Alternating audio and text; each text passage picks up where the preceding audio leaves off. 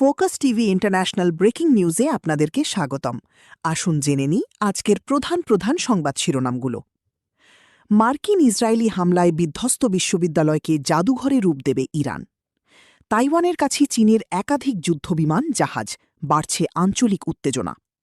নতুন শান্তি প্রস্তাব পর্যালোচনা করছেন ট্রাম্প, অসদাচরণ করলে আবার হামলার হুঁশিয়ারি। মার্কিন সামরিক বিমানে ঠাসা মধ্যপ্রাচ্যের আকাশপথ, রণপ্রস্তুতির আভাস। নিষেধাজ্ঞা উপেক্ষা করে ইরানে পৌঁছাচ্ছে স্টারলিংক ইন্টারনেট। হরমুজ হবে মার্কিন জলদস্যুদের কবরস্থান, ইরান। কর্মী ছাঁটাই করে তাদের জায়গায় এআই ব্যবহার অবৈধ, চীনা আদালত। যুক্তরাষ্ট্রের কাছে নতুন ১৪ দফা শান্তি পরিকল্পনা পাঠিয়েছে ইরান। দেশটির দাবি, শুধু সাময়িক যুদ্ধবিরতি নয়, বরং চলমান সংকটের স্থায়ী সমাধানই এই প্রস্তাবের মূল লক্ষ্য। মার্কিন সেনা প্রত্যাহারের সিদ্ধান্তটি আগেই অনুমান করা যাচ্ছিল, জার্মান প্রতিরক্ষামন্ত্রী। ইরান যুদ্ধের জেরে বিশ্ববাজারে জ্বালানি তেলের লাগামহীন মূল্যবৃদ্ধি এবং বড় লোকসানের মুখে বন্ধ হয়ে গেল আমেরিকার জনপ্রিয় সাশ্রয়ী বিমান সংস্থা স্পিরিট এয়ারলাইন্স।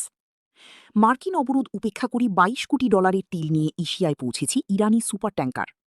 যুদ্ধবিরতি ভেঙে লেবাননে ইসরায়েলের হামলা, একদিনই নিহত ৪১।